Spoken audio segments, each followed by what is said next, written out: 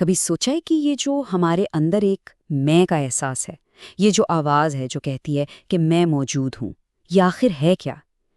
یہی تو ہے شعور، یعنی کانشسنس۔ اور یہ شاید سائنس کی تاریخ کا سب سے بڑا، سب سے گہرا معمہ ہے، ایک ایسی پہیلی جسے بڑے بڑے سائنسدان اور فلاسفرز صدیوں سے سلجھانے کی کوشش کر رہے ہیں، لیکن آج تک کامیاب نہیں ہو پائے۔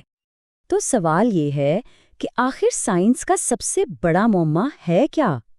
کمال کی بات یہ ہے کہ اس کا جواب کسی دوسرے سیارے پر یا کسی بلیک ہول میں نہیں ہے، بلکہ یہ ہمارے اپنے اندر، ہمارے ذہنوں میں چھپا ہوا ہے۔ جی ہاں، یہ شعور کا راز ہے۔ دیکھیں، بڑے بڑے سائنسدان بھی اس بات کو مانتے ہیں کہ ہم اس سوال کا جواب دینے کے قریب بھی نہیں ہیں۔ آخر دماغ کے اندر یہ جو کیمیکلز اور بجلی کے سگنلز دوڑ رہے ہیں، یہ کیسے گلاب کے خوشبو بن جاتے ہیں، یا کسی گانے کی دھن، یا محبت کا احساس، یہ کیسے ہوتا ہے؟ اسی کو تو ہارڈ پرابلم کہتے ہیں، اور اس کا جواب فی الحال کسی کے پاس نہیں ہے۔ تو ٹھیک ہے، آگے بڑھنے سے پہلے سب سے پہلے یہ سمجھنے کی کوشش کرتے ہیں کہ آخر ہم بات کس چیز کی کر رہے ہیں۔ شعور ہے کیا؟ اس کی تعریف کیا ہے؟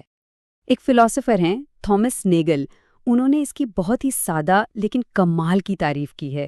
وہ کہتے ہیں کہ شعور بس یہ ہے کہ اس جاندار کا ہونا کیسا لگتا ہے۔ سوچے ذرا، ہمارا ہونا ایک تجربہ ہے نا؟ ہمیں محسوس ہوتا ہے کہ ہم موجود ہیں، لیکن کیا ایک میز یا کرسی کے لیے ہونا کوئی معنی رکھتا ہے؟ نہیں، اس کا کوئی اندرونی تجربہ نہیں ہے، بس یہی فرق ہے۔ اور جانتے ہیں سب سے حیرانی کی بات کیا ہے؟ نیورو سائنسدان، فلاسفر، سائیکالوجسٹ، یہ لوگ عام طور پر کسی بات پر متفق نہیں ہوتے، لیکن ایک چیز ہے جس پر سب ایک پیج پر ہیں، اور وہ یہ ہے کہ شعور بنیادی طور پر ایک ذاتی، ایک سبجیکٹیو ایکسپیرینس ہے۔ اچھا، تو اگر یہ ایک ذاتی تجربہ ہے، تو پھر سائنس اسے دماغ میں کیسے ڈھونڈتی ہے؟ کیا ہم اسے کسی مشین میں دیکھ سکتے ہیں، یا ہم صرف اس کے اشارے ہی پکڑ پاتے ہیں؟ ایک نیورو سائنسدان ہیں انیل سیتھ، وہ اس کو بہت خوبصورتی سے سمجھاتے ہیں۔ وہ کہتے ہیں ہم دماغ میں شعور کے قدموں کے نشان تو دیکھ سکتے ہیں، لیکن خود شعور کو نہیں۔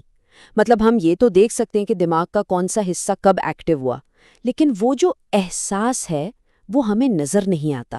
ہم صرف نشان دیکھ رہے ہیں، مسافر کو نہیں۔ اور یہیں آ کر سائنس اور فلسفے کے راستے تھوڑے الگ ہو جاتے ہیں۔ دیکھیں، سائنس دماغ کی ایکٹیویٹی کو ناپ سکتی ہے کہ کون سے نیورونز فائر ہوئے، کتنی توانائی استعمال ہوئی، لیکن فلسفہ ایک بہت گہرا سوال پوچھتا ہے۔ اگر ہم دماغ کی ایک ایک چیز کو جان بھی لیں، ہر سگنل کو سمجھ لیں، تو کیا پھر بھی ہم یہ بتا سکتے ہیں کہ سرخ رنگ دیکھنے کا احساس کیسا ہوتا ہے؟ یہ موضوعی ڈیٹا اس ذاتی تجربے کو کیسے سمجھا سکتا ہے؟ تو سوال یہ ہے کہ دماغ یہ خالص اندرونی تجربات بناتا کیسے ہے؟ اس کی سب سے زبردست مثال ہیں ہیلوسینیشنز، یعنی وہم۔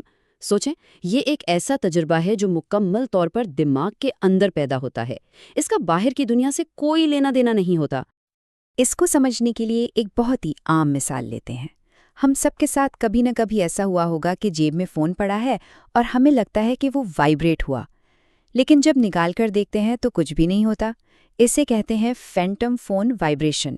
یہ ہوا کیوں؟ کیونکہ دماغ کو ایک میسج کی توقع تھی، اور اس توقع نے خود ہی ایک اندرونی سگنل بنا دیا، اتنا مضبوط سگنل کہ ہمیں واقعی میں وائبریشن محسوس ہوئی۔ دماغ نے ہماری حقیقت خود بنا دی۔ اچھا، تو اگر شعور دماغ کا ایک فنکشن ہے، تو پھر سوال یہ اٹھتا ہے کہ کیا یہ صرف ہم انسانوں میں ہے، یا یہ دائرہ اور بھی بڑا ہے؟ کیا جانور، ان کی بھی کوئی اندرونی دنیا ہوتی ہے؟ یہ سننے میں شاید عجیب لگے، لیکن سائنسی تجربات سے یہ بات سامنے آئی ہے کہ چوہے بھی ہیلوسینیشن یعنی وہم کا تجربہ کر سکتے ہیں۔ لیب میں وہ ایسی آوازوں پر ریئیکٹ کرتے ہیں جو بجائیں ہی نہیں گئیں، اور وہ بھی پورے کانفیڈنس کے ساتھ۔ یہ ایک بہت بڑی بات ہے۔ اس سے پتہ چلتا ہے کہ ایک ذاتی تجربہ جو حقیقت سے الگ ہو، وہ صرف انسانوں کی خاصیت نہیں ہے۔ اور یہ سوال صرف سائنسی دلچسپی کا نہیں ہے، یہ بہت اہم ہے، کیونکہ جانوروں کے شعور کا سوال ہی ہماری اخلاقیات کی بنیاد ہے۔ اگر وہ بھی ہماری طرح درد، خوشی یا خوف محسوس کر سکتے ہیں، تو پھر ان کے ساتھ ہمارا سلوک کیسا ہونا چاہیے؟ یہ ہماری پوری اخلاقی ذمہ داری کو بدل دیتا ہے۔ تو انسانوں سے جانوروں تک اب ہم اس بحث کی آخری اور شاید سب سے متنازع سرحد کی طرف چلتے ہیں، ایک ایسی جگہ جہاں سائنس فکشن حقیقت بنتا جا رہا ہے۔ کیا ایک مشین، ایک آرٹیفیشل انٹیلیجنس باشعور ہو سکتی ہے؟ اس پر ایک سوچ یہ ہے جسے فنکشنلزم کہتے ہیں کہ اگر کوئی سسٹم شور والے سارے کام کر رہا ہے، مطلب وہ بات چیت کر سکتا ہے، سیکھ سکتا ہے اور کہتا ہے کہ میں محسوس کر رہا ہوں، تو پھر ہمیں اسے باشعور مان لینا چاہیے۔ اس نظریے کے مطابق اس سے فرق نہیں پڑتا کہ وہ گوشت اور خون سے بنا ہے یا سلیکون سے، اہم یہ ہے کہ وہ کرتا کیا ہے۔ لیکن پھر ایک دوسری اور بہت مضبوط دلیل بھی ہے۔ انیل سیٹ کی وہ بات یاد ہے؟ وہ کہتے ہیں کہ موسم کے سسٹم کا کمپیوٹر سیمولیشن بنانے سے اصلی بارش تو نہیں ہوتی نا، صرف ڈیٹا ملتا ہے۔ تو پھر دماغ کا سیمولیشن بنانے سے اصلی شعور کیسے پیدا ہو سکتا ہے؟ کسی چیز کی نقل کرنا اور وہ چیز ہونا دو بالکل الگ باتیں ہیں۔ تو اے آئی کے شعور پر یہ بحث ان دو کیمپس میں بٹی ہوئی ہے۔ ایک طرف ہے فنکشنلسٹ، جو کہتے ہیں شعور ایک طرح کا سافٹ ویئر ہے، اسے کسی بھی ہارڈ ویئر پر چلایا جا سکتا ہے۔ دوسری طرف ہے بایولوجیکل تھیورسٹ، جو کہتے ہیں نہیں، شعور کا تعلق زندگی سے ہے، یہ زندہ بایولوجیکل مادے کی ایک خاصیت ہے۔ تو یہ بحث اس بات پر آ کر رک جاتی ہے کہ شعور اس بارے میں ہے کہ کوئی سسٹم کیا کرتا ہے، یا اس بارے میں ہے کہ وہ کیا ہے۔ اور یہ سب کچھ ہمیں ایک آخری اور شاید سب سے پریشان کن سوال پر لا کر کھڑا کر دیتا ہے۔ سوچیں، اگر کل کوئی اے آئی یہ دعویٰ کرے کہ میں باشعور ہوں، میں سوچتا ہوں، میں محسوس کرتا ہوں، تو ہم یہ کیسے ثابت کریں گے کہ وہ جھوٹ بول رہی ہے؟ ہم کیسے جان پائیں گے کہ یہ سچ ہے یا صرف ایک بہت ہی زبردست پروگرامنگ کا نتیجہ ہے؟ اس سوال کا جواب دینا شاید سائنس کا اگلا سب سے بڑا امتحان ہوگا۔